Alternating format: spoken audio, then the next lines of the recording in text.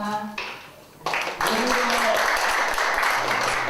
네, 바쁘신 중에도 이렇게 한겨레 싱크탱크 용산 포럼에 참석해주신 모든 분들께 먼저 감사 인사드립니다.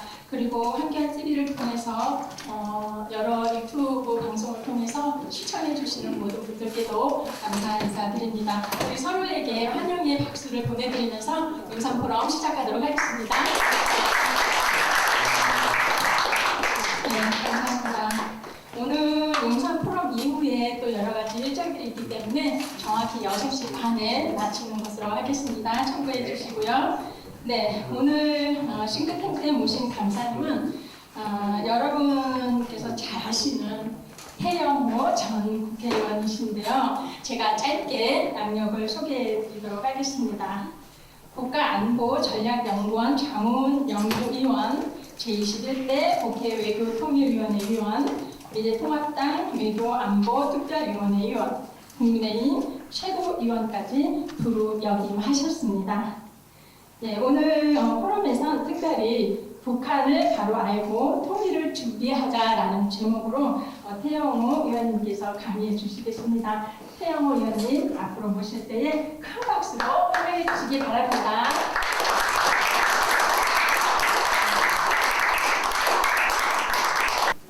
네, 반갑습니다. 오늘 이렇게 황교안 대표님께서 지금 이끄시는 이런 포럼에 와서 강연을 하게 돼서 대단히 영광스럽게 생각하고요. 여러분들도 잘 아시겠지만 저와 황교안 대표님은 정말 아주 특별한 그런 인연이 있습니다. 아시겠지만 저는 대한민국에 와서 지금까지 정치를 뭐 길게 보면 한 4년 조금 더 됐고 정치한 지는 얼마 안 됐지만 제가 수많은 정치인들을 만났지만 우리 황교안 대표님처럼 정말 머리가 있으시고 또 정치적 그런 철학적 비전이 한 번도 흔들리지 않는 이런 분을 저는 처음 뵀습니다. 제가 황교안 대표님 시절에 정말 우리 대한민국에서도 그 누구나 함부로 이제 가지 못하는 그런 강남갑에서 국회의원 후보로 공천을 받고 제가 공천을 받은 이후에 대표님께서 공천 주셨다고 해서 정말 우리나라의 거물급 정치인들이 흔들어 보려고 다른 사람 자기 마음에 맞는 사람을 거기다가 꽂아 넣으려 보려고 공식 선거 운동이 진행되기 직전까지 계속 공개적으로 언론을 통해서 대표님을 흔들었지만 대표님께서는 정말 끝까지 흔들리지 않으시고 저를 보고 계속 힘내라고 이제 지원해 주셨고 또 선거가 그때 한창 때 정말 시간을 다투면서 대표님도 선거 다닐 그런 매우 바쁘신 속에서도 저를 지금도 기억이 저는 생생한데 조용히 저를 불러서 옆에서 이렇게 막 공천을 취소해라고 저러면서 막 흔드는데 절대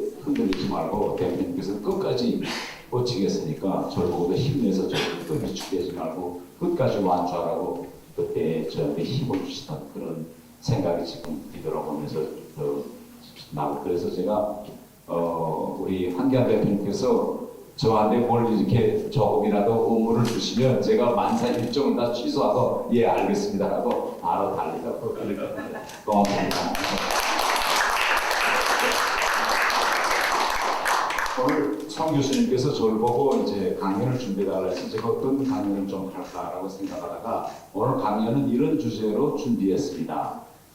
북한을 바로 알고 통일을 준비하자 이런 강연을 주제로 했는데 최근에 이제 제가 일반 국민들을 많이 만나보면 국민들께서 대단히 지금 불안해하십니다. 이런 남북 상황에 대해서 또 얼마 전에 푸틴이 북한에 왔다 갔고 이렇게 돼가지고 이러다가 또 무슨 일이 터지는 거 아니냐 저 거대한 러시아가 다시 이전 소련과 같은 거대한 붉은 악마로 재부활해가지고 그래서 북한을 저렇게 밀어주는데 위기와 같은 그런 상황이 다시 일어나고 있지 않느냐. 또 북한 같은 경우에는 지금 김정은이가 하루가 멀다하게 미사일 실험을 하고 있고 또 곧 보기에는 북한 체제가 김정은도 이제는 한 10년 동안 정치를 했기 때문에 정치 체제를 공고해서 결국 남북 간의 분단 상황이 또 고착되고 이렇게 되지 않나. 이걸 많이 걱정하면서 오늘 제 통일의 주제는 북한이라는 이 실체를 봤을 때 과연 점점 북한이라는 나라가 자기 제자를 공부해서 밝아오는 새벽의 아침처럼 앞으로 정말 앞날이 훤히 트여지는 이런 나라로 가느냐, 아니면 점점 더 북한은 쇠퇴몰락 결국은 붕괴로 가느냐, 암흑의 길로 가느냐, 아니면 밝은 세상으로 가느냐, 여기에 대한 이제 얘기를 좀 하죠.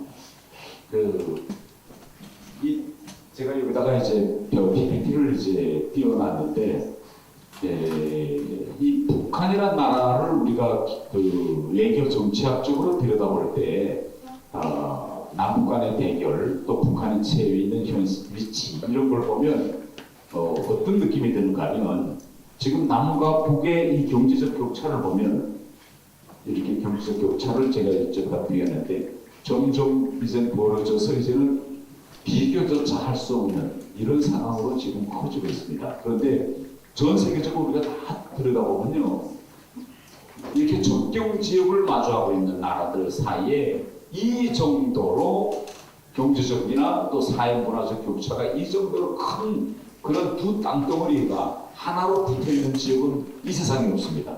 쉽게 이야기하면 북한을 지금 우리가 북한으로 보지 않고 북한의 경제력이라든가 시민들의 의식 수준이라든가 문화라든가 이런 걸 볼 때 지구에서 어디쯤 있는 나라와 비슷할까요? 한번 여러분 좀 생각해 보시면 어느 나라 정도쯤은 되겠다라고 한번 생각해 보세요.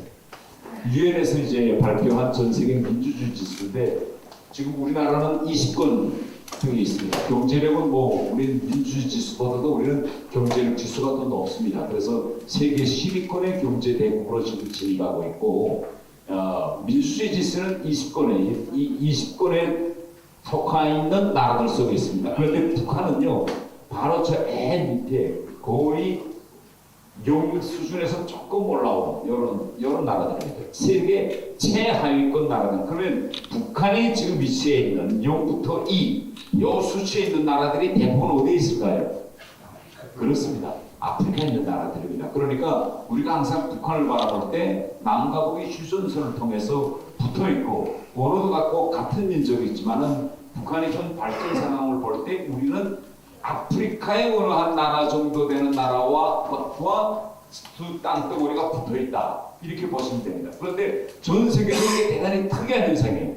왜냐하면 이해하면 그렇습니다. 중국과 러시아가 땅덩어리가 붙어 있고 중국과 북한이 붙어 있고 중국과도 주변 여러 나라들이 이렇게 다 이 육지를 이렇게 붙어 있는 국경을 마주하고 있는 나라들이 있거든요. 그러면 그런 나라들에서는 발전적인 그런 차이가 있지만은 우리 남과 북처럼 저렇게 압도적인 차이가 있는 나라들은 거의 없습니다. 왜? 한쪽 지역이 발전하면 그쪽 지역도 일정한 정도 가면 뒤따라가기 때문에. 그러면 이렇게 민주주의나 경제적으로 큰 격차가 났을 때 북한과 같은 나라에서 어떤 현상이 일어날 것 같으세요? 여러분 판단은 만약 우리나라가 저 아프리카의 시에라리온 같은 나라하고 육지로 붙어있다 라고 한다면 시에라리온 같은 그런 나라에서는 어떤 일이 일어날까요? 그런 국가가 국가로서의 존재를 유지할 수 있을까요? 보통 국가로서의 존재를 유지하기 힘듭니다. 우선 1차적으로 주변 나라가 자기에 대해서 비할 바 없이 잘 산다면 그 땅에 있는 사람들은 움직일 거예요. 그 잘 사는 쪽으로. 다 사람들이 움직입니다. 누가 그 못 사는 쪽에 있겠습니까? 사람들이 이동할 거다. 그리고 다른 하나는 무슨 일을 사람들이 이동하기 때문에 국가 권력이 거기서 존재할 수가 없습니다. 그렇기 때문에 이런 현상이 지금 북한에서 나타나고 있는데 대표적인 현상이 뭔가 하면 북한에서 저처럼 탈북민들이 북한을 떠나서 지금 계속 한국으로 오고 있는 이런 사람의 이동 현상이 중단되지 않고 계속 일어나고 있다는 이런 현상을 우리가 볼 수 있겠습니다. 다른 하나는 그럼에도 불구하고 국민들은 계속 다른 나라로 가고 싶어하고 빠져나가고 싶어하는데 권력을 쥔 상층은 그 권력을 유지하자고 하니 그런 나라에서는 어떤 일이 있을까요? 결국은 인류 발전에서 역주행하는 현상이 일어납니다. 국가 권력이 자국 국민들에 대한 탄압과 통제 규제는 점점 더 강화될 겁니다. 그래서 북한이라는 나라는 다른 중국이나 또 베트남이나 쿠바나 캄보디아나 이런 나라 같은 공산권에 있는 나라들하고 비교해 볼 때도 대단히 특이한 점이 있어요. 어떤 특이한 점이 있느냐? 아무리 공산주의라고 해도 공산주의자들이 정권을 잡고 정권의 초기에는 자국 국민들에 대한 탄압, 뭐 총살 이런 걸 엄청 합니다. 정권 공부하면서. 그러나 일정한 정도 정권 안정기기가 들어서면 공산국가들에서도 국민들에 대한 자유부여 지수가 서서히 늘어나요. 예를 들면 중국 같은 거 보세요. 중국 같은 거는 지금도 일당제 공산국가였지만 중국 같은 데서는 공산당원이라고 해도 다른 나라에 이주해 가고 유학 가고 한국에 뭐 식당에 서빙하러 오고 아무런 제한도 없어요. 당에 찾아가서 자, 내가 돈벌러 한국에 가서 1년 동안 돈 좀 벌고 오겠습니다 라고 신고만 하면 공산당이 갔다 오세요. 다 이렇게 허용해 줍니다. 마음대로 갈 사람 가고 올 사람 와라. 이렇게 통제가 다 완화돼요. 중국도 그렇고 베트남도 그렇고 캄보디아도 그렇고 다 같습니다. 우리나라의 베트남, 캄보디아 녀석들이 얼마나 많으시지 봅니까? 그럼에도 불구하고 그 정권은 무너지질 않아요. 네, 그렇게 공산당들 전 세계를 다 갈아 내버리는데 왜 갔다 돌아옵니까? 그런데 만일 중국처럼 북한 당국들, 북한 주민들에게 아이고 마음대로 가서 돈 많이 벌어가지고 다시 오세요라고 자유를 준다면 북한과 같은 나라에서 어떤 일이 일어날까요? 다 나라가 국가 자체가 없어질 겁니다. 네. 그래서 이게 지금 북한이라는 나라의 대단히 특이한 점이에요. 일반적으로 우리가 생각하는 북한은 공산국가니까 떠나고 싶겠지. 그러니까 사람들이 잘 사는 나라에 이주해 가겠지. 이게 아닙니다. 중국 같은 경우에도 보세요. 많은 사람들이 미국이나 우리나라나 다 이주해 왔지만 또 일정한 정도 돈을 벌면 또 고향에 다시 가서 상가도 차리고 도로도 가지고 식당도 차리고 이렇게 되니까 마음대로 가게 하는데 북한은 절대 이걸 허용하지 않고 있습니다. 그래서 이제부터 우리가 최근에 북한에서 나타난 변화들을 어떤 방법으로 이제 우리가 보겠는가라는 걸 이제 하나씩 좀 얘기하겠습니다. 지금 최근에 북한의 대남 전략에서 가장 큰 변화는 이 오물풍선이에요. 네, 똥풍선이 지금 내려오고 있습니다. 아마 우리 국민들도 이런 일이 벌어질 줄은 아마 상상도 못했을 것입니다.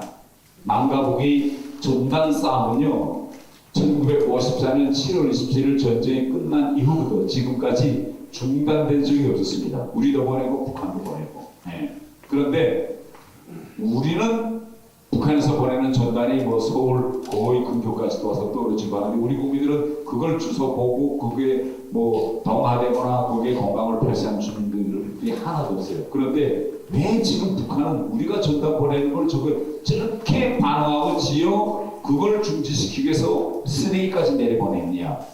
지난 시기엔 안 그랬거든요. 북한이. 우리도 보내고 북한도 보내고 왜 최근에 와서 이 전단에 북한이 이렇게 과잉 반응을 할까요? 여러분들이 아시는 분, 이래서 과잉 반응을 할 것 같다라고 하시는 분, 네, 말씀해 보세요. 거기에 네. 합당한 거를 우리나라 한국이나 국가적으로 분석을 하니까 뭐 이상하게 뭐 낭만 떠지는 걸 기호시켰다든가 여러 가지가 있는데 거기에 정보를 북한이 목살하는 정보가 다 우리나라가 알게 되는데요. 전 세계에. 네. 그거 한 가지만 제가 깨달았는데. 그러니까 지금 북한은 솔직히 얘기하면 쓰레기도 귀한 나라입니다. 쓰레기도 귀한 나라예요. 그쪽에 정보들이 많이 네. 제가 얘기하면 우리는 특히 최근에 쿠팡이 생겨가지고 요만한 거 뭘 사도 저 같은 경우에도 거의나 이제 상점에 가서 물건을 사본 적이 없는 것 같아요. 저도 다 주문하면 그러면 요만한 거 뭘 하나 주문해도 포장이 이만하다 하니까 우리는 쓰레기가 엄청나요. 최근에는 식당도 저 별로 안 가거든요. 다 배달의 민족 앱 깔아가지고 다 주문해 먹지. 네. 그러니까 우리는 엄청나게 지금 쓰레기가 나오고 근데 북한과 같이 못 사는 나라에 쓰레기가 있을까요? 없을까요?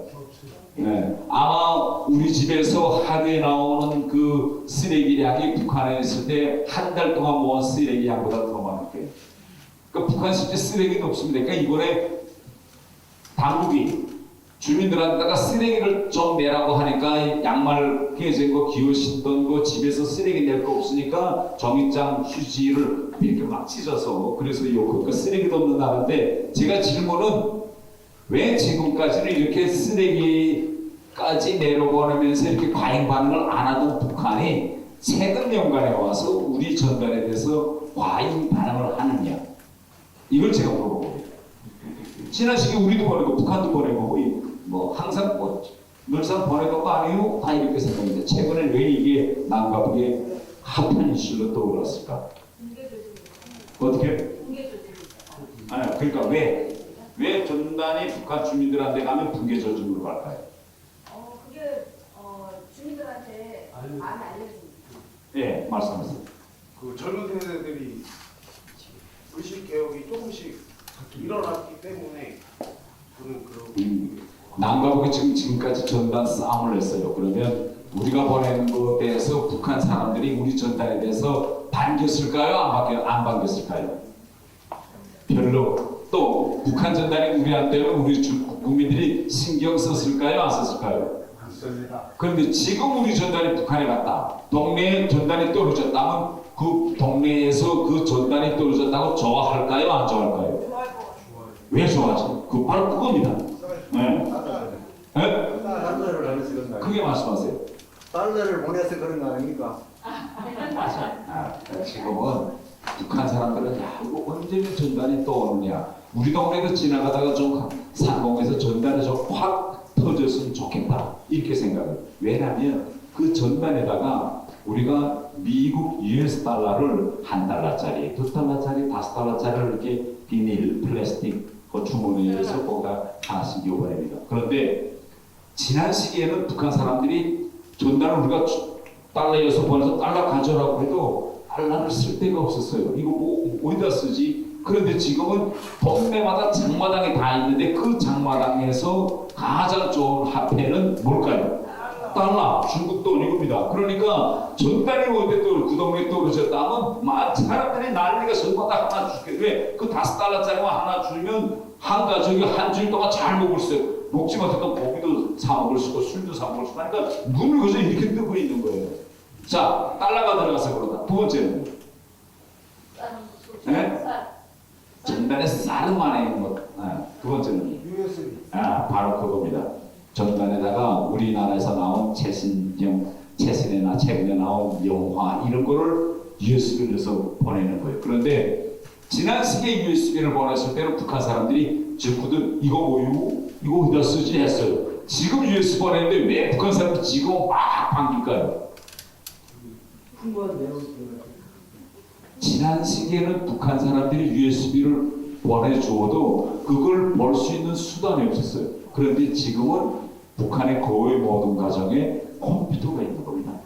USB만 있으면 꼭꼭 밤에 전기 안 보내줘도 다 볼 수 있는 수단이 생겼어요. 그러니까 이게 지금의 북한과 이전의 북한의 달라진 모습은 뭐냐? 지금의 북한은 전단만 오면 만세구로는 지금 북한이 된 겁니다.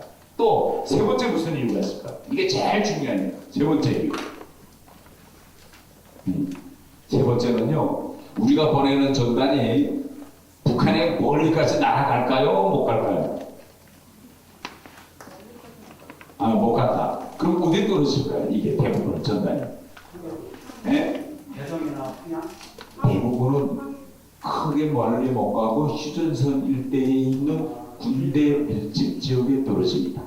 이게. 그런데 북한은요, 휴전선 일대에 군인들이 한 70만이 밀집 배치되어 있습니다. 그 부대가 있는 곳에 가서 전단이 떨어져요. 그러면 전단이 떨어지면 그 부대 군인들이 반길까요? 반기지 않을까요? 왜 반길까요? 군인들이? 너무 힘드네요. 지난 시기 북한 군인들이 전단이 떨어졌을 때 반겼을까요? 안 반겼을까요? 지난 시기도 반겼지만 지금처럼 그렇게 반기지 않았어요. 근데 지금은요, 이 전단에 제가 아까 말한 것처럼 돈을 보내잖아요. 그런데 북한군은 복지가 너무 열악하거든요. 그러니까 하루에 배불리 먹는다는 게 정말 힘들어요. 근데 내가 군인이 자기 병력 뒷산에 전단이 떨어졌는데 그거 올라가서 주워서 거기서 내가 5불을 주머니에 넣었다라고 하면 지금은 군 병력 밖에만 나가도 그 동네 할머니들은 아주머니들이 콩나물도 가지고 나와 앉아있고 떡도 가지고 앉아있고 만두도 쭉 음식물이 병력 밖에 있어요. 그러면 군인들한테 필요한 건 돈이잖아요. 그럼 달러 전단만 있으면 $5달러짜리만 있으면 소대장이 야 너 나가서 좀 먹을 거 사오하고 가져가면 그 소대가 그날 저녁 서조에 안주까지 받쳐서 잘 먹을 수 있어요. 아, 최고지. 자, 그러면 자, 전단이 부대 뒷산에 떨어졌어요. 그러면 밤에 근무서는 당직병이 가서 장교한테 딱 보고하고 어제 새벽에 전단이 떨어졌습니다. 뒷산에 라고 했을 때 그 말을 들은 중대장의 첫 반응은 어떨 것 같으세요? 뒷산에 전단 떨어졌다. 예? 그 중대장의 첫 반응은요, 야, 오늘 애들 일체 깨우지 마라 하고 자기 만들었는데 먼저 가. 야, 이거 빨리 올라가. 저거 빨리 먼저 주소. 네. 빨리 달래나를 갖고 오라. 아, 맞네. 그러니까 뭐냐? 왜 중대장 뭐 한 달 동안 자기 뭐 열심히 뭐 해야 뭐 한 달 동안 월급 가지고 한 줄도 먹고 살기 힘들거든요. 그러니까 마누라 원래 보내고 애들 먼저 죽고 그 다음에 군인들 원래 보냈는데 군인들 보냈는데 군인들이 10개 줬으면 북한에서 통계를 내봤어요. 10개 한 병사가 딱 보고 아 이거 분명 뒷산에 한 2,000장이 떨어졌는데 군인들 원래서 주워가지고 내려오는 거 보니까 중대장한테 바친 거 20장들한테 다 어떻게 했을까요? 다 제가 꿀꺽한 거예요. 그러니까 지금 전단은요 북한 체질을 흔들고 북한 군인들을 완전히 무력화시키는 도구예요. 그러니까 김정은이가 가만히 있을 거예요. 평양에서 가만히 있을 수 없는 거예요. 이런 지금 그러니까 제가 앞에도 이야기했지만 남과 북의 지금 경제적 격차나 문화나 이런 사회 발전 정도가 비슷하다면 이렇잖아요. 이렇게 차이 났기 때문에 우리 전단이 보내면 이제는 북한 사람들이 언제든 본전에 또 올까 만세부를 시대까지 왔기 때문에 이렇게 지금 전단 싸움이 치열해지고 있다. 라는 걸 여러분들에게 말씀드리고 두 번째로 지금 우리 사람들이 제일 관심 돌리는 게 왜 최근에 북한이 국가관계로 남북관계를 정비하려고 하느냐 이겁니다. 김정은은 계속 이야기하고 있습니다. 이제는 남과 북이 적대적인 두 개의 국가관계로 영원히 갈라집시다. 네. 지금 우리는 헌법에 의해서 우리나라의 지금 영토가 한반도 전역으로 되어 있거든요. 북한도 똑같아요. 북한 헌법에도 북한이 영토가 한반도 전역으로 되어 있어요. 그래서 지금 한반도에는 남과 북에 지금 두 정권이 있어가지고 내가 여기 주인이야 라고 저주마다 자기가 주인이라고 이런 사람. 그래서 지금 북한이 나오는 건 뭐냐? 한국도 헌법을 고치고 북한도 고쳐서 휴전선을 결정문에서 이제 두 개 국가로 갈라지자. 이게 김정은이 지금 계속 이야기하고 있는 적대적 두 개 국가론입니다. 그런데 김일성이나 김정일 때는 이러지 않았거든요. 어떻게 하나 남과 북은 체제는 서로 다르지만 꼭 반드시 하나로 통일되어야 된다. 우리는 같은 민족이다. 같은 문화다. 뭐 그래서 연방제 반환이라도 내놓고 이렇게 했는데 자기 선배인 할아버지나 아버지의 사상을 뒤집어 엎고 지금 두 개 국가로 갈라지자. 이걸 김정은이가 요구했고 근데 왜 이렇게 두 개 국가로 갈라지자고 할까요? 왜 김정은이가 이렇게 지금 바로 이 핵 문제와 관련되어 있습니다. 지난해 북한이 핵을 다 지금 만든 다음에 미사일 다 만들어 놓고 그때부터 지금 이 두 개의 국가로 갈라지겠다고 이렇게 지금 나오고 있는데 이게 핵무기를 쓰자면 핵무기를 언제 누구를 향해서 어떤 조건으로 핵무기를 쓰겠느냐라는 걸 정립해 놓은 것을 보고 핵 독트린이라고 합니다. 독트린. 그래서 핵국가들은 다 독트린이 있어요. 미국, 중국, 러시아, 뭐 프랑스, 영국 다. 그러니까 북한도 자기네는 이제 핵을 가지고 있으니까 핵 독트린이라는 걸 만든 게 바로 저렇게 핵무력 정책법입니다. 그런데 이 법을 읽어보면요, 이 법에 핵무기를 언제 쓰겠냐, 5번째 핵무기 사용 원칙이라는 게 있습니다. 핵무기 사용 원칙. 그런데 여기에 보면 이렇게 돼 있어요. 핵무기를 비핵 국가들을 향해 쓰겠다. 비핵 국가들이라는 표현이 있습니다. 그런데 지금까지 북한은 우리 한국을 국가로 인정했을까요? 안 했을까요? 인정을 안 했습니다. 우리는 북한을 국가로 인정하는가요? 안 하는가요? 우리도 안 합니다. 그래서 우리는 북한을 반국가 단체라고 이야기하고 있고 북한은 우리를 향해서 적대 세력이라고 세력 국가가 아니고 왜냐하면 북한도 한국 정부가 불법 감정하고 있다고 또 우리도 북한 반국가 단체가 불법 지금 지배하고 있다고 서로 이렇게 보고 있는데 핵무기를 딱 만들어가지고 완성한 다음부터는 누구를 향해서 쓰겠느냐? 세력을 향해서 쓴다는 게 말이 안 되잖아요. 그래서 이제는 결국은 여기다가 이렇게 비핵 국가를 향해서 쓴다라고 지금 독트린을 법을 만들었어요. 법을 다 만들어 놓고 전 세계에다 이걸 발표하고 보니까 무슨 문제가 제기되느냐? 한국을 그럼 국가로 볼 거냐 안 볼 거냐? 왜? 헌법은 한국을 국가라고 안 했거든요. 북한법은 적대 세력이라고 했지. 그런데 핵무법에서는 한국을 국가로 만드니까 헌법과 지금 특별법이 상충합니다.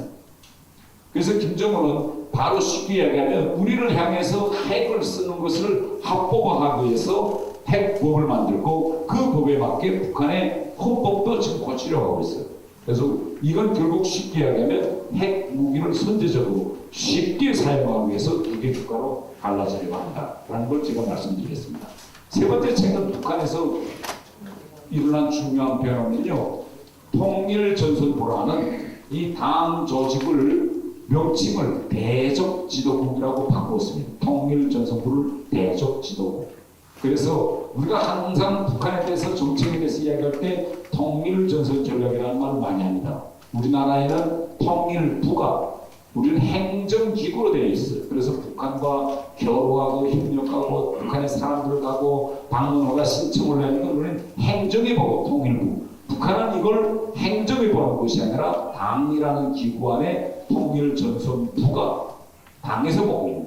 그래서 우리 통일부가 북한 통전부가 대치하고 이렇게 업무 파트너도 되기도 하고 대치도 하는데 이번에 저 통일전선부를 대적 지도국으로 바꿨습니다. 그러면 앞으로 북한 정책에서 어떤 일이 있느냐 이걸 제가 말씀드리겠는데,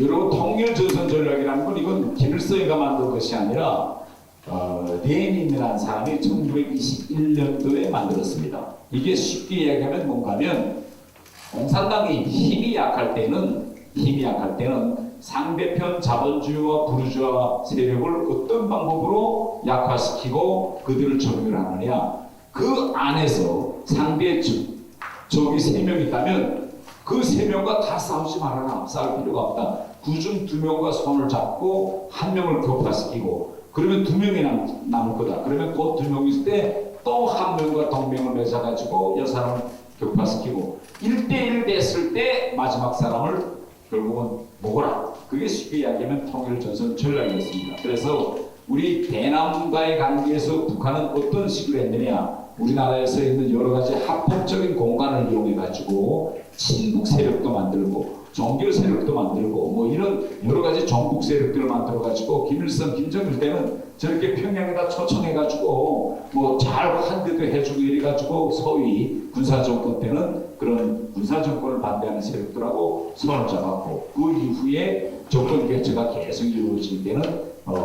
그 정권에 반대하는 세력들과 손을 잡고 이런 식으로 했는데, 이제는 북한의 정책이 왜 달라졌느냐, 이런 식으로 남한 내에 있는 그런 정치 세력과 손을 잡는 기능을 이제 일을 하지 않겠다 이겁니다. 왜 하지 않겠다고 하냐, 핵무기를 가졌기 때문에. 핵무기라는 특징은 무슨 특징이냐, 핵무기를 서울시 바닥에 떨구면 그 핵무기가 친북 세력과 반북 세력을 가를까요 안 가를까요? 모조리 초토화시키는 겁니다. 그래서 지난 시기처럼 전쟁이 일어나면 6.25 때처럼 한국을 치고 내려와서 한국을 위해서 점령 통치를 한다던 이 조카통일 전략을 이제 버리고 김정은이가 이야기한 것처럼 핵무기로 완전히 다 불받아 책가루로 만드는 초토화 전략으로 가겠다. 그래서 이제 통일전선 전략이 필요 없다. 대적지도국 전략만 남아있다. 일단 자, 마지막으로 얼마 전에 있었던 푸틴의 평양 방문에 대해서 간단히 정리해드리겠습니다. 원래 1991년도에 소련이 이제 해체된 이후에 러시아라는 이 나라는 북한보다는 우리 한국과 더 가까웠습니다. 우리 한국과 교류도 많이 하고 우리 한국 사람들이 러시아에 가서 장사도 많이 하고 돈도 많이 벌고 또 우리 현대 자동차 공장처럼 러시아에 우리 대기업들도 많이 가고 그래서 대단히 좋게 지금까지 우리가 지내왔고 거의나 북한과 러시아 사이는 이 교류가 없었어요. 그저 옛날 형 동생이니까 그저 그런데 우크라이나 전쟁이 일어나면서 상황이 완전히 지금 변화됐습니다. 우크라이나라는 전쟁을 푸틴이 일으킬 때는 한 달이면 전쟁이 끝날 줄 알았어요. 근데 한 달이 아니라 지금 2년이 넘도록 전쟁을 끝내지 못하고 있습니다. 왜냐? 러시아는 러시아가 가지고 있는 모든 무기를 거기다가 퍼부었는데 퍼부으면 우크라이나가 무릎을 꿇을 줄 알았는데 또 우크라이나 또 전 세계 서방 진영이 또 대주니까 그러니까 러시아 대 우크라이나가 붙는 것이 아니라 러시아 대 서방이 지금 붙은 겁니다. 그래서 지금 우크라이나에 무기가 들어가고 러시아에 무기가 들어갔는데 이렇게 러시아가 전 세계와 붙다가 보니 그렇게 세계적으로 제일 큰 방산업을 가지고 있다는 러시아가 결국은 거들이 나기 시작했습니다. 네. 재래식 무력의 기근이 오기 시작했어요.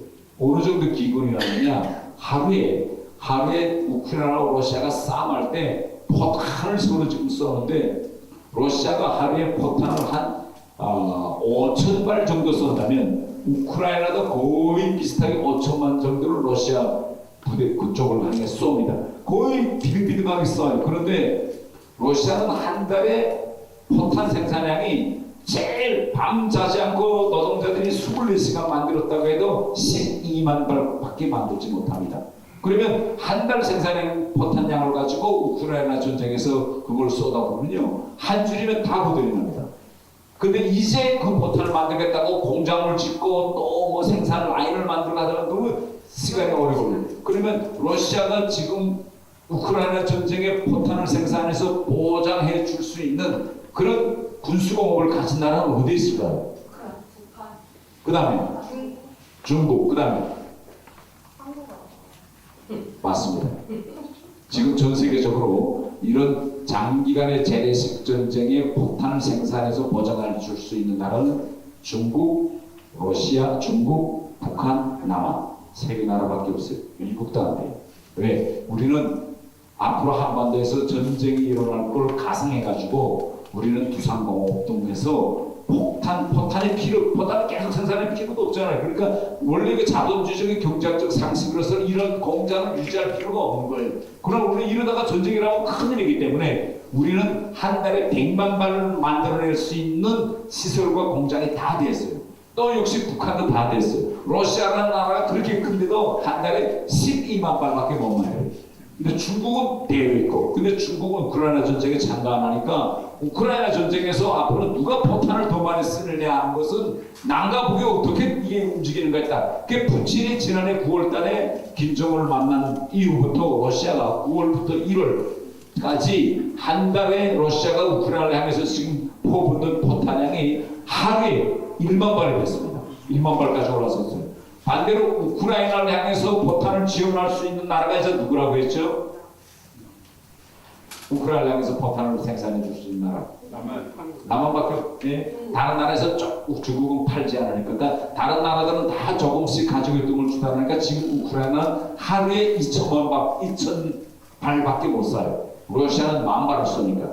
상황이 지금 5대1을 바뀐 겁니다. 그래서 이번에 우리 윤석열 정부가 러시아 보고 만일 러시아가 북한의 첨단 군사 기술을 넘겨준다면 우크라이나에 대한 군사적 지원 문제를 제고하겠다라고 우리가 우크라이나를 향해서 경고성 발언을 낸 것도 이거는 빈말이 아니라 실제 미국도 생산할 수 없고 독일도 생산할 수 없고 오직 우리만 생산할 수 있기 때문에 정말 우리가 러시아가 북한의 큰 군사기술을 줬던 증거만 확보하는 날에는 우리가 생각하는 우크라이나 또 전쟁 상황이 완전히 달라질 겁니다. 그래서 푸틴이 감사해서 지금 갔는데 이번에 이거 푸틴의 우크라이나 방문은 이거 대단히 중요한 방문입니다.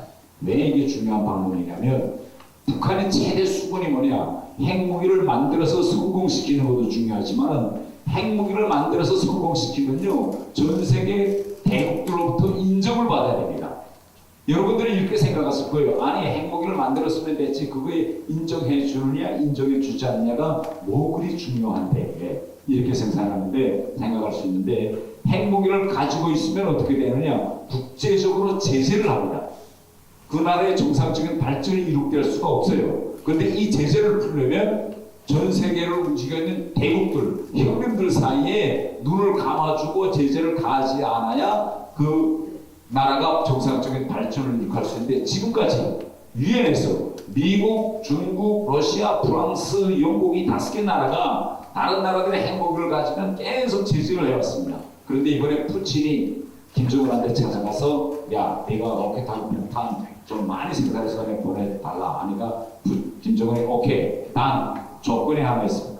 무슨 조건이냐? 내가 핵무기를 만들어 놨는데 핵무기를 인정해 주세요. 내가 핵보유국이라는 거. 그런데 이번에 푸틴이 발표한 입장문을 보면 핵무기를 인정해 줍니다. 어떻게 인정해 줬느냐? 지금까지 러시아는 유엔이 만들어 놓은 제재에 동참했는데 이제부터는 동참 안 하겠다. 제재 안 하고 제재 밖에서 북한과 러시아 사이에 특수한 무역 결제 시스템을 만들겠다. 이거는 인정해 주겠다는 겁니다. 또 다른 하나는 푸틴이 이번에 뭐라고 말했는가면 우크라이나 전쟁을 겪어보니까 유라시아 대륙의 안보 구조가 러시아에게 대단히 불리하다. 러시아 혼자서 우크라이나하고 싸우고 있는데 우크라이나 뒤에는 소방 진영이라는 큰 군사 집단이 지금 도와주고 있다. 그래서 앞으로 러시아가 다시 새로운 안보 구조를 만들겠다. 이렇게 푸틴이 성명을 발표했습니다. 다시 말하면 냉전 시대 때처럼 다국적 군사동맹 조직을 푸틴이 만들겠다는 거예요. 네. 그러면 이게 앞으로 어떤 큰 일이 벌어지느냐?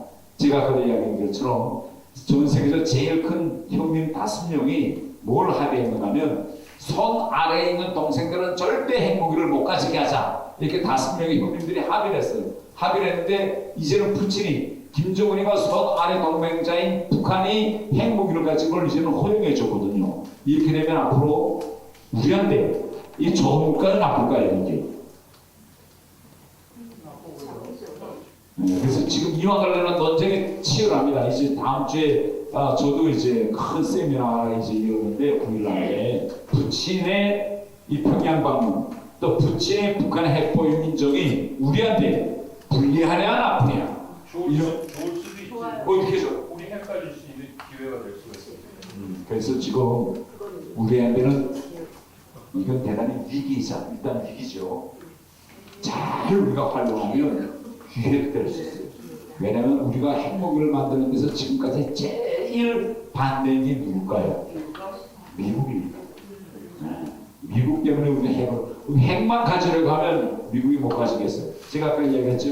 형님들끼리 러시아, 미국, 중국 이런 형님들끼리 저들만 가지고 동생들은 못 가지겠거든요. 그러니까 우리 이제부터 미국한테 어떻게 요구할 수 있느냐?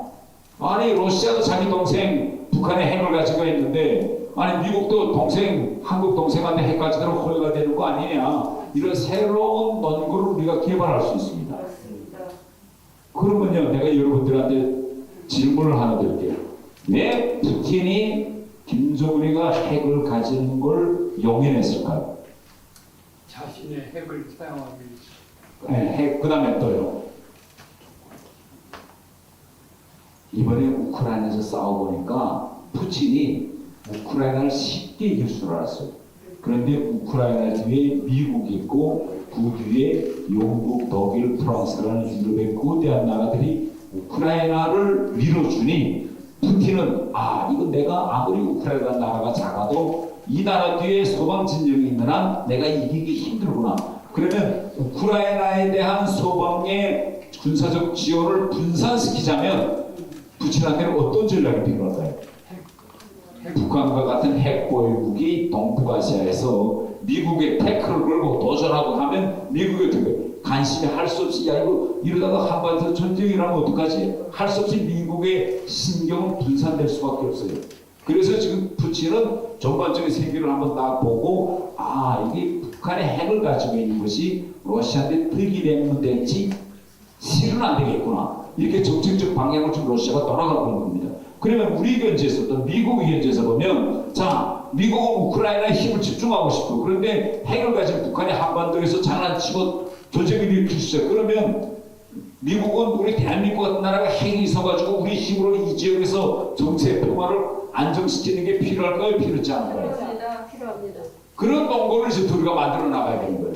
예, 지금까지 우리가 북한의 핵을 가졌기 때문에 우리가 핵이 필요합니다라고 논걸 가지면 미국 국민들은 동의 안 했을 겁니다. 아, 글쎄, 왜? 아니, 한국이 왜 핵이 필요해? 우리가 지켜주는데, 주한미군이 있는데, 이러면서. 그러나 이제는 시대가 이렇게 달라지고 있다. 네, 그래서 이런 새로운 논거를 가지고 미국 사람들하고서 북한이 있기 때문에 핵이 필요하다. 이런 논거도 있지만 더 나아가서, 자, 봐라. 이제는 유라시아대륙에서 러시아가 손 아래 동맹자인 북한의 핵을 용인하고 있지 않냐. 이건 뭐냐? 이 핵을 가지고 이적 정세를 불안하게 해서 미국이 어느 한 지역에 집중하지 못하도록 분산시키는 거다. 그렇기 때문에 이 지역에서 북한이 장난치지 못하게 억제하려면 우리도 억제 기능이 있는 핵이 있어야 된다. 그러니까 북한만 보지 말고 러시아나 중국이라는 전 세계를 볼 때 미국이 이제는 한반도 핵 보유국을 용인해 줘야 된다는 새로운 논거를 미국 사람들한테 계속 이야기해야 합니다. 다음 주부터 이와 관련한 세미나가 이제 서울 프레스센터에서 이제 이야기하는데 저는 앞으로 우리나라가 꼭 이 길로 갈 것이라고 저는 생각합니다. 왜 이 길로 갈 것이라고 제가 확신하는가 하면요. 남과 북의 이 군사력 관계에서요. 항상 새로운 곳으로 먼저 치고 나간 거 누가 먼저 치고 나갔을까요? 네. 항상 북한이 먼저 시작했어요. 네. 미사일 개발도 먼저 시작하고 장사정포도 먼저 항상 먼저. 그러나 후발주자로서 누가 따라잡고 앞섰을까요? 항상 우리가 따라잡고 앞섰습니다. 왜? 우리는 기술과 경제력이 좋기 때문에. 그런데 지금까지 보세요. 미사일도 미국이 제일 처음에는 절대 너네는 500km 이상 가지면 안 돼. 150. 항상 우리를 억제했어요. 그런데 북한이 계속 500km, 1000km, 2000km 느리니 미국도 이거 안 되겠으니 결국 우리도 풀어줘서 이제 우리도 미사일 규제에서 완전히 다 풀렸습니다. 그래서 저는 앞으로 우리가 북한과 대등한 위치를 계속 지금 올라서고 가고 있는 이 흐름, 지금까지도 흘러왔기 때문에 앞으로 미국이 어느 때 가면 맞아. 이제는 한국도 핵을 가지고 자체로 억제 기능을 수행하는 것이 필요할 것이라는 걸 인정할 때가 됐고 우리나라는요 지금 경제력도 우월하고 우리나라 재래식 무력은 이번 우크라이나 전쟁에서 다 증명됐지만 전 세계적으로 최고입니다. 우리 155mm표 K9 같은 거는 전 세계적으로 독일보다 더 탱크가 더 좋아서 이제 다 우리 탱크 사거든요. 그래서 앞으로 우리가 여기에 플러스 핵만 가지면 우리는 정말 미국이나 중국, 러시아에 못지않는 그런 큰 강국이 될 거다 이렇게 생각합니다. 자, 이제부터 제가 북한 이야기로 다시 돌아가 볼게요. 시간이 너무 많이 갔는데 그러면 왜 북한이 이렇게 전략을 바꾸고 지금 북한은 어떤 문제점들이 있느냐. 그래서 우리가 앞으로 북한에 언제쯤이면 붕괴될 수 있을까. 이 시간을 한번 우리가 계산해보는 시간을 이제부터 좀 가지도록 하겠습니다. 남과 북이 지금요. 나라가 통일되려면 남과 북이 앞으로 통일되면 둘 중에 하나는 망해버려야 돼요. 그게 통일되는 수밖에 없습니다. 그런데 우리가 망할까요? 북한이 망할까요? 북한이 망할. 왜 북한이 망할 것 같으세요?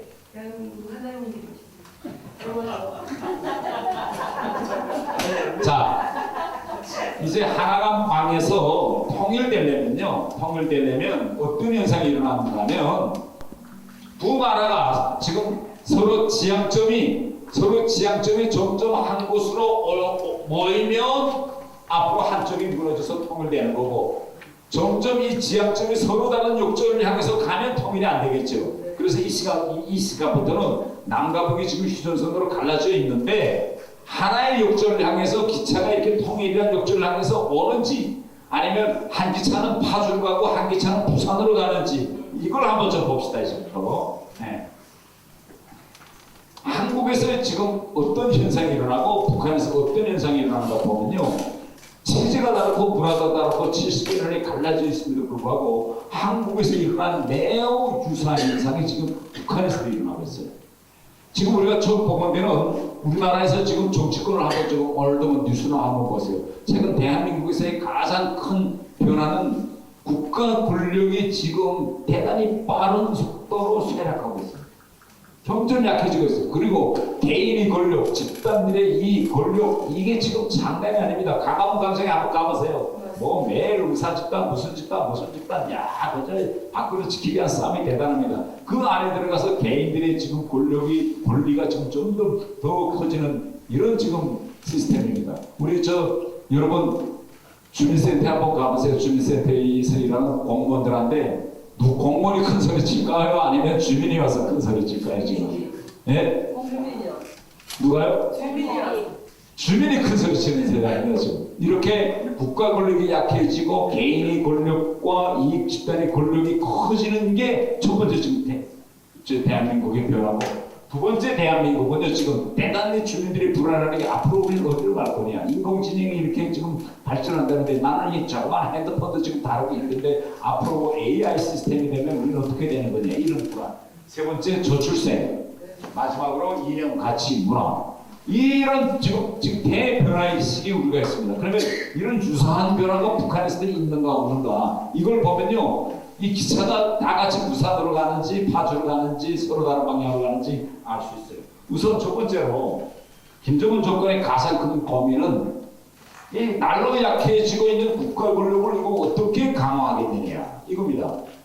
우리는 국가 권력이 점점 약해지고 개인 권력이 커지는 이 과정을 국회나 이런 입법이나 이런 걸 통해서 새로운 법을 만들어서 적절히 조율해 나가면서 나라가 이제 앞으로 가고 있는데, 김일성, 김정은 시대와 지금의 북한은 바로 이 북한, 지금의 북한의 많은 사람들은 저기다 지금 김일성, 김정일 초상화까지 내걸었을 때까지만 해도 북한 사람들은 이게 북한 시스템이 당연한 것으로 알고 있었어요. 저렇게. 그런데 지금은 거기에 김정은 초상화를 걸고 아마 조금 있으면 아마 김주애 초상화까지 걸고 지금 저렇게 벌써 김주애와 김정은이를 저렇게 사진을 저렇게 액트리에서 지금 북한에서 걸기 시작했습니다. 그러니까 이때 지금 최근에 와서 북한 사람들이 북한에서 들려나오는 얘기를 보면 지금에 와서 북한 사람들이 북한 법을 다시 들여다보고 있네. 북한 법을. 자, 남과 우리는 공화제 국가입니다. 우리는 헌법에 우리는 자유민주 공화제 국가라고 돼 있어요. 북한은 공화제 국가일까요, 아닐까요? 다른 강화국이야. 헌법에는 북한도 공화제 국가라고 돼 있어요. 그리고 북한에서 지도자들이 우리하고 똑같아요. 헌법을 보면 비밀 투표, 일반 투표, 평등한 투표에서 지도자를 뽑는다. 헌법은 이렇게 되어 있는데 한 번도 이렇게 뽑아본 적이 없잖아요. 군주제처럼 왕이 아들을 임명하고 아들이 선자 이런 식으로. 근데 북한 사람들은 언제 하면 우리 법은 공화제인데 실제는 군주제야. 이런 생각을 한 번도 북한 사람들은 해본 적이 없어요. 그런데 최근에 와서는 북한 사람들이 헌법에는 공화제라고 해놓고 이건 왕조랑 똑같잖아요. 이런 의문점들을 지금 대단히 지금 그래서 김정은도 지금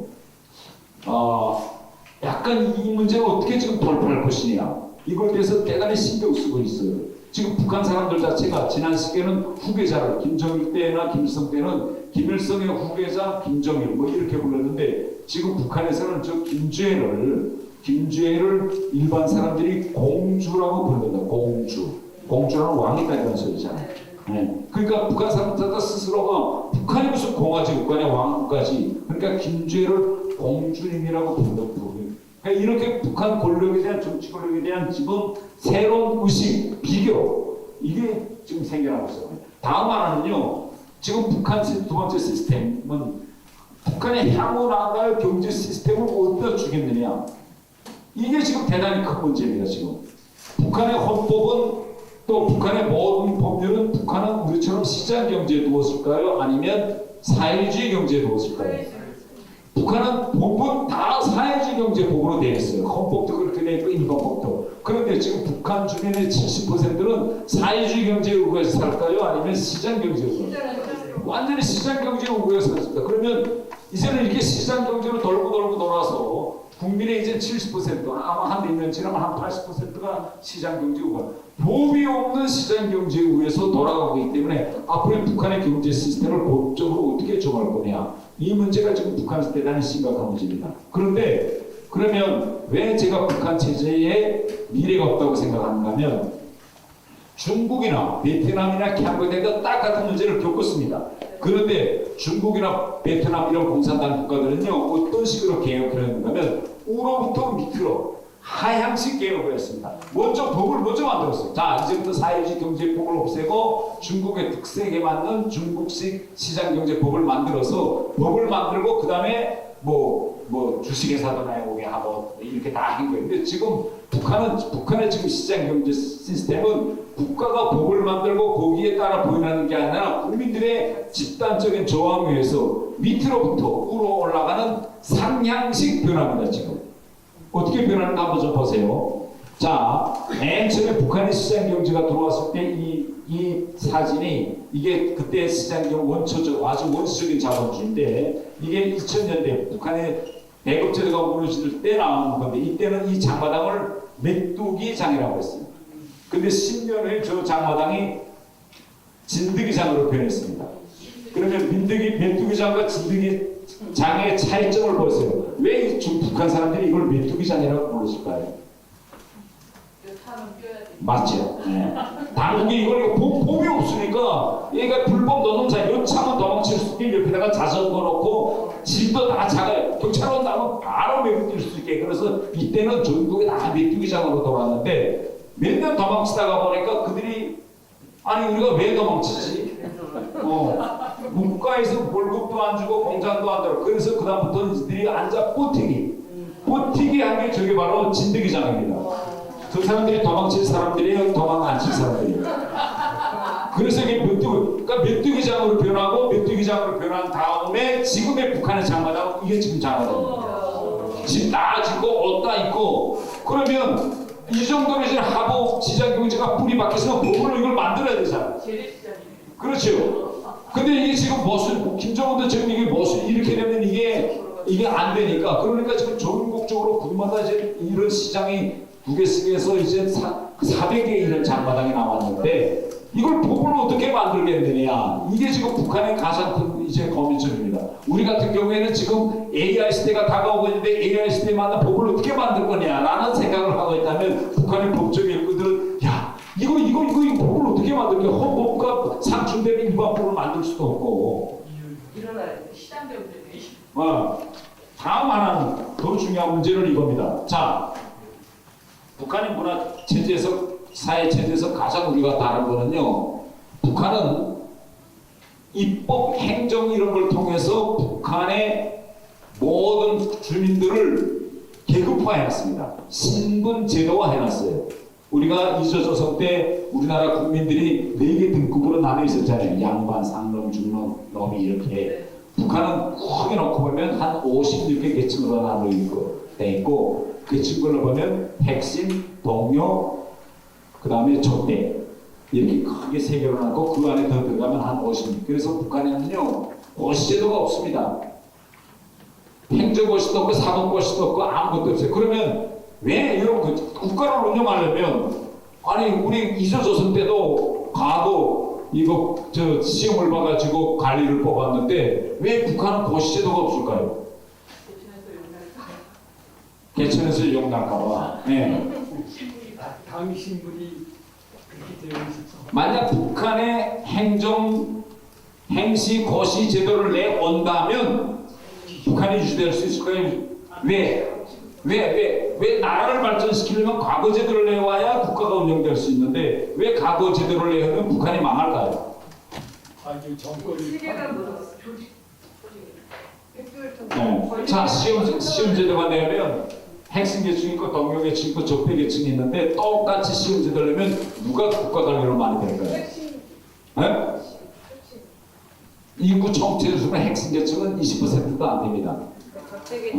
그러면 그래요. 이제 방금 개천에서 용인한다고 신분을 한번 바꿔보자. 신분사다리로 올라가서 유리창을 깨버리는 이 열망이 핵심 계층이 강할까요? 동료 계층은 뒤에 있는 사람들이 항상 강한데 그러니까 일단 행정고시, 사법고시를 하면 결국은 이 시스템이 다 무너질 수 있다. 그래서 고시라고 없어요. 그래서 북한은요, 왜냐하면 자, 제가 북한에서 외교관 했잖아요. 그러면 이 외교관이 이자처럼 외국어시가 없으니 그러면 북한은 계급에 따라서 외교관으로 될 수 있는 교육 자체도 출생선거에 보면 교육을 받을 수가 없어요.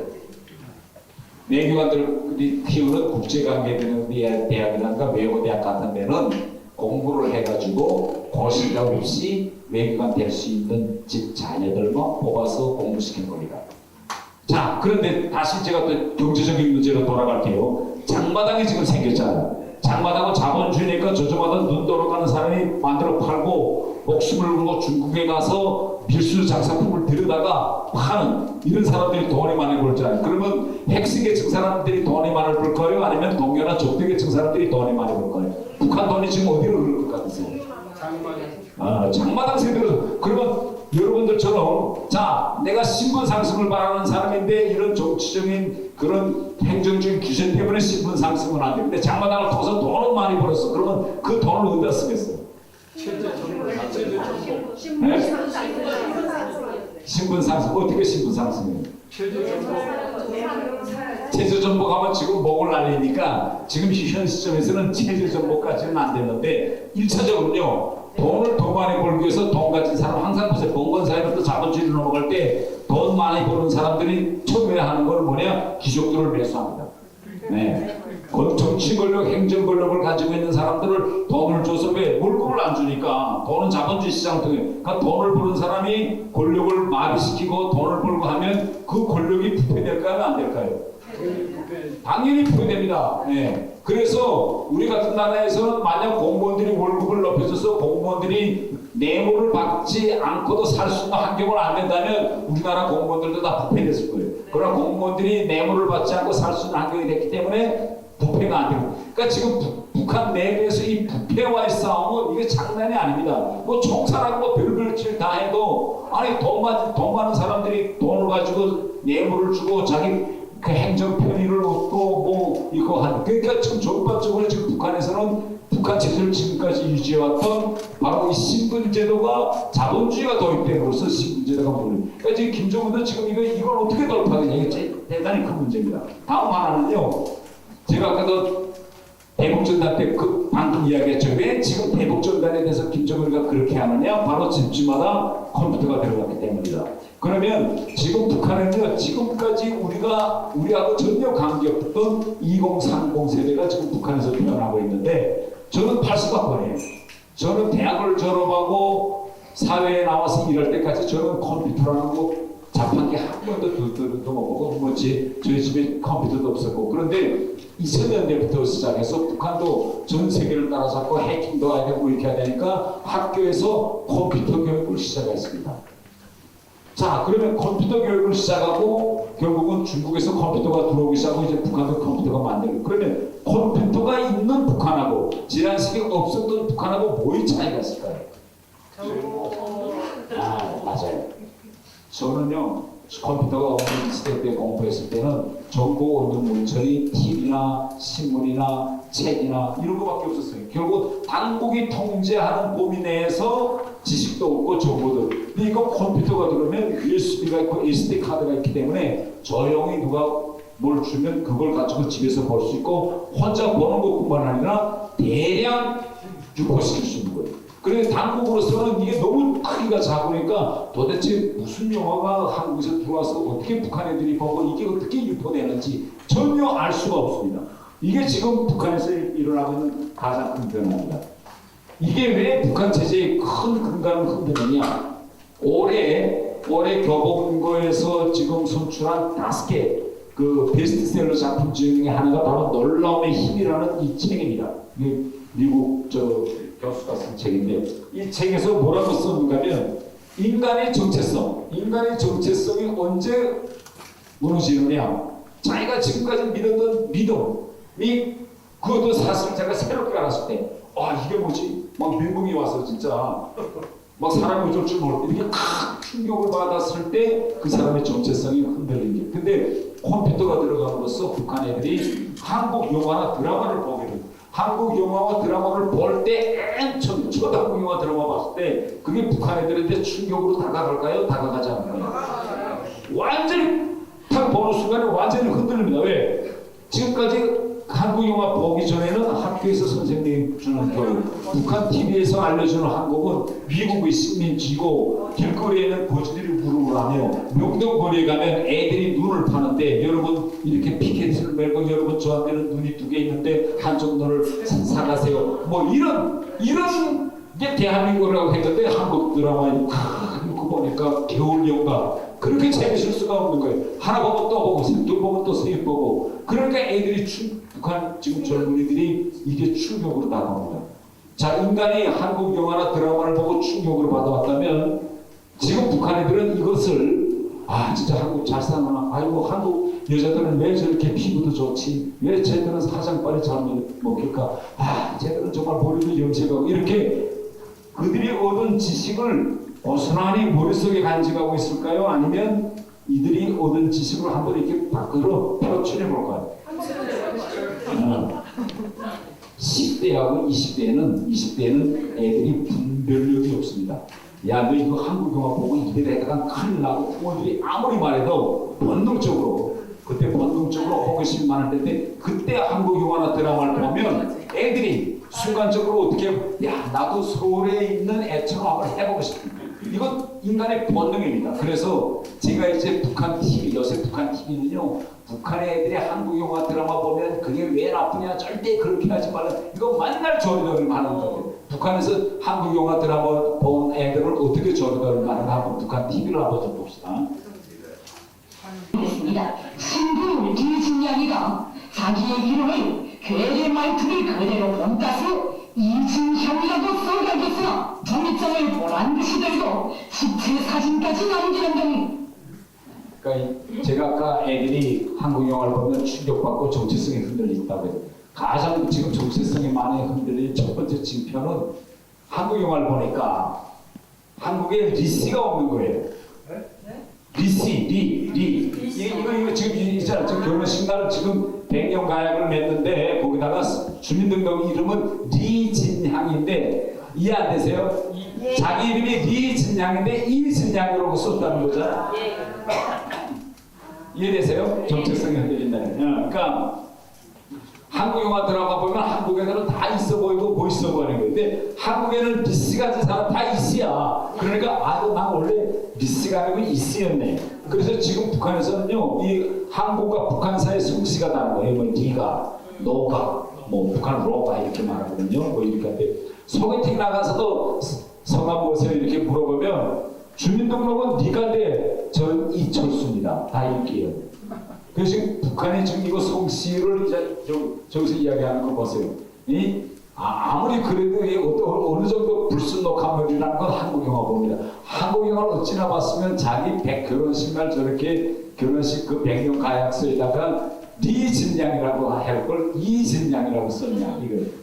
이게 바로 정체성이 흔들리는 겁니다. 그 다음에 아까 서대에 그런 데 나오죠. 아파트 현관 출입구에서 어르신이 들어가는 출입구에서 여자 남자가 지금 껴안고 뽀뽀하면서 애정인가를 보이는데 이런 거 하면 안 된다. 지금 우리 한국에서는 여자 남자가 젊었을 때 보수정류소나 지하철 뭐 아파트 출입구에서 이렇게 막 끌어안고 뽀뽀하고 하는 게 한 몇 년 됐을까요? 20년? 15년. 네? 오래됐어요? 맨 처음에 그렇게 할 때 어르신들이 지나가다 무슨 얘기들 하냐, 어디서 이러냐 이렇게 소리들 안 치는가요? 부럽다고. 부럽다. 이게 원래 북한에서는 이거 절대 이런 거 못하게 하는데 지금 애들은 아니 뭐 하면 어떠냐라고 뭐 지금 이제 그렇잖아요. 뭐 들어가는 아파트 출입구에서도 빙빙 돌잖아요. 않고. 근데 지금 여기서 말하는 건 뭐냐? 아나운서가 말하는 건 더 문제는 그 아파트 주민들이다. 그 동네에 눈이 바로 베긴 사람이 한 명도 없느냐 그러잖아요. 이제 아나운서가 여자 남자가 그 앞에서 이렇게 뽀뽀하고 이러는데 그러면 그 동네 어른들은 왜 현관 출입구에서 젊은 애들이 저렇게 뽀뽀하고 껴안고 돌아가는데 가만히 있을까요? 한국 시민회가 돼가지고. 네?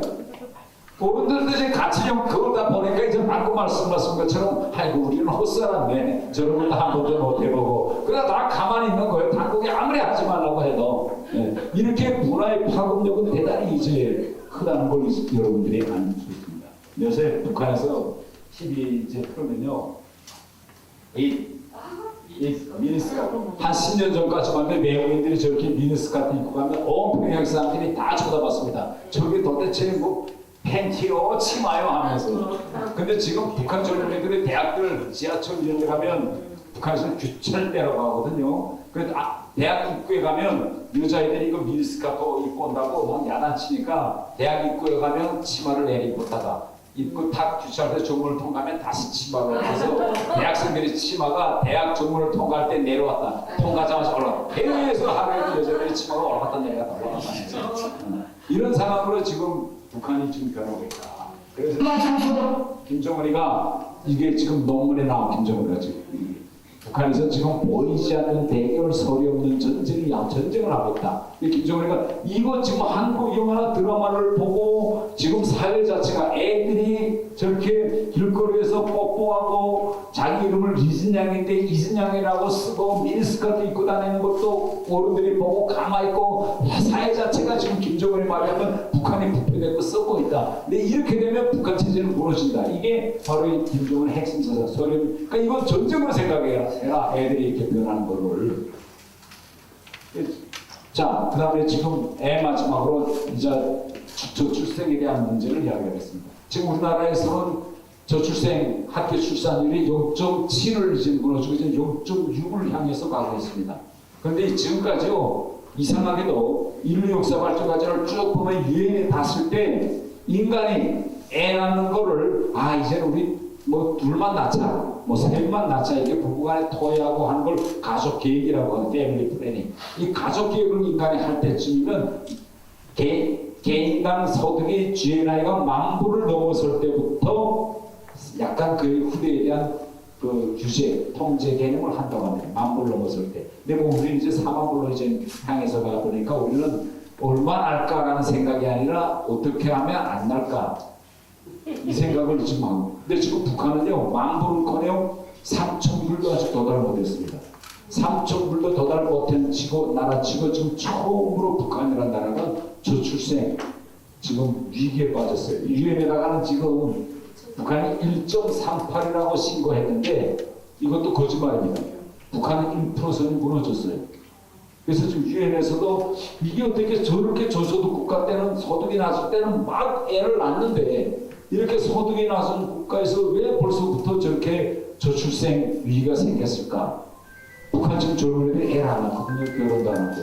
그러면 여러분 왜 안 낳을 것 같으세요? 희망이 없지. 네, 맞습니다. 우선 첫째 희망이 없어서 안 낳는다. 두 번째는 공장 체제. 어떻게? 환경. 여러 가지 지금 원인이 있는데 우리 한국보다 북한 젊은이들은 더 심해요. 뭐냐? 애 낳아봤자 나한테 도움이 되는 게 하나도 없고 애 낳아봤자 애로부터 덕을 입는 게 하나도 없다. 그러니 애를 낳을 필요가 뭐 있고 결혼을 할 필요가 뭐 있느냐. 큰일 났습니다. 북한. 이게 남과 북이 아까도 이야기한 것처럼 거의 비슷한 대로 좀 흘러가고 있어요. 지금 북한 출산율은 제가 보건대는 한 0.8 정도까지 오지 않았을까. 이렇게. 북한은 우리보다 출산 장려 정책이 더 세요. 애 셋만 나면 우리로 말하면 한 130제곱미터 정도 되는 큰 집도 주고 물을 줘요. 그렇게 애 낳는 사람들은 우대 주택을 주고 있지만 그래도 불구하고 애를 안 낳거든요. 북한은. 그래서 지금 다 같이 저출산 문제로 가고 있다. 그 다음에 이게 북한에 지금 변하고 있다는 건데 지금까지 우리나라에서 북한에서 탈북민들이 오잖아요. 탈북민들이 오면 여기 지금 남성과 여성 비율은 지금까지 거의 비슷했어요. 탈북민들이 저렇게 남성이 오자 한 24, 여성이 한 저렇게 75, 여성들이 남성들보다 더 많이 이제 왔고. 그런데 제일 흥미로운 건 이 연령대를 좀 한번 보세요. 지금 이 탈북민들이 넘어오는 데서 지금 제일 연령대가 높은 게 몇이에요? 41.18%. 20대가 제일 많이 옵니다. 20대가. 네. 그 다음에 몇 대? 10대. 그 다음에 30대.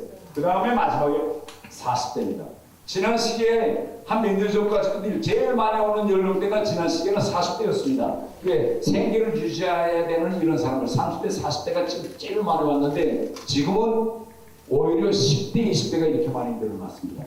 자, 이게 지역을 놓고 보면 지난 시기에는 쉽게 탈북할 수 있는 우리 북중 국경에 있는 함경도라든가 양강도라든가 북남도 이렇게 바로 집 앞에서 압록강만 넘으면 올 수 있는 데가 제일 많이 왔는데 지금 보세요. 물론 함경도가 지금 53% 제일 많습니다.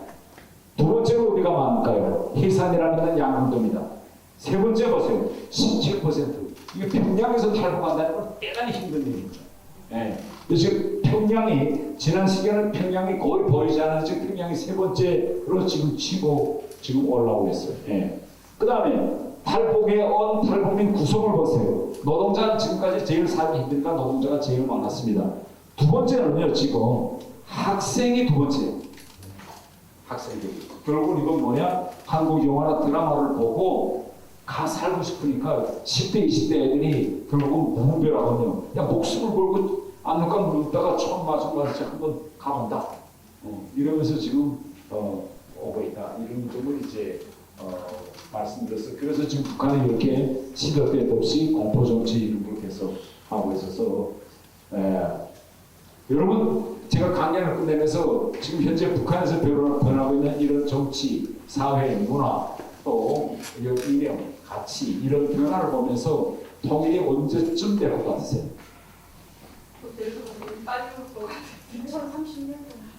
지금으로부터 몇 년 정도면 이게 올 것 같다. 한번 계산해 봅니다. 몇 년? 10년. 몇 년? 그럼 몇십 년 정도 된다고 생각해 보세요.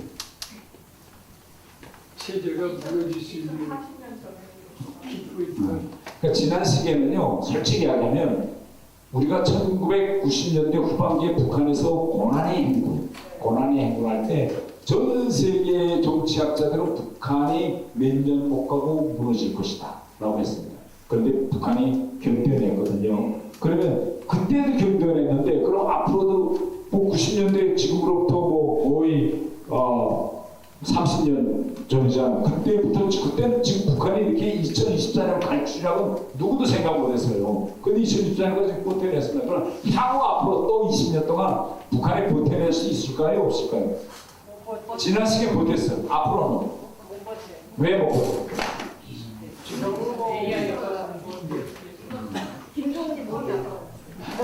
지난 시기에 90년대 고난행군 때 수많은 사람들이 쓰러져 갔지만 그때 북한 사람들은 이 의식화가 돼 있지 않았어요. 한국이 어느 정도 잘 사는지, 외국은 어떤지, 외국은 전혀 몰랐고 다 무지렁이처럼 거기서 당국에서 뭘 주지 않고 거기서 이렇게 배를 없으니까 거기서 주고 간 겁니다. 네. 그런데 지금 우리 한류가 들어가면서 세상이 어떻게 되고 그새 컴퓨터가 나와서 지금 기존의 세대와 전혀 다른 지금 20대, 30대가 이제 커가고 있는데 10년 지나면요. 이 컴퓨터를 배운 세대들이 앞으로 10년 지나면 국가의 중요 요직과 공권력 기관들에 다 들어가게 될 것입니다. 네.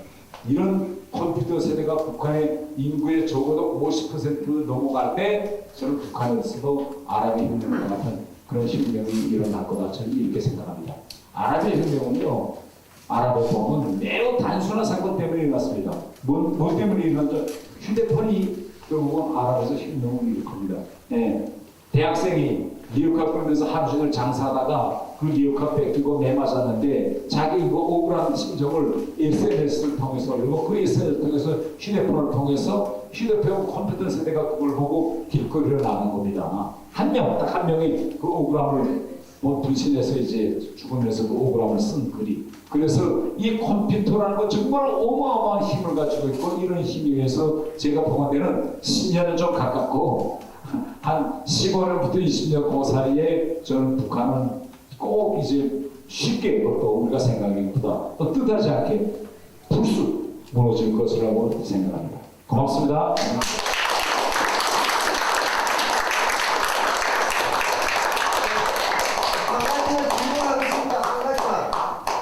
컴퓨터가 어디서 보면 저렇게 했어요?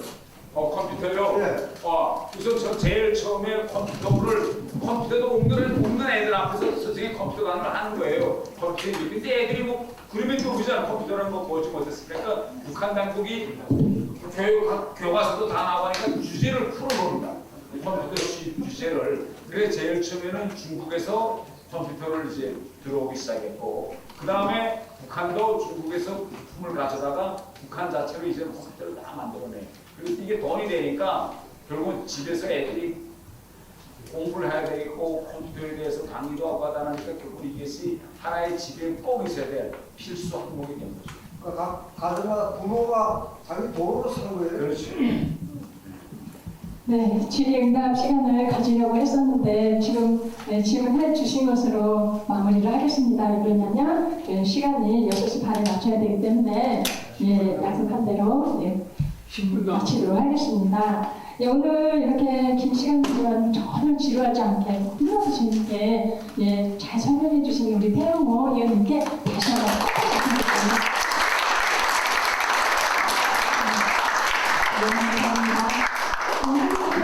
하실 말씀 있으시면 한 말씀 해주시고. 네. 각각 사진 한번 찍을까요? 네. 그러면 우리 한겨레 싱크탱크 용산 포럼에 정책 본부장이신 홍석고 교수님 나오셔서 마무리 해주시고 마치도록 하겠습니다. 감사합니다. 예, 감사합니다. 오늘 그 많은 분들이 참석해 주셔서 대단히 감사하고 우리 태영호 의원님께서 아주 좋은 강의를 해주셔서 정말 감사하고요. 다시 한번 박수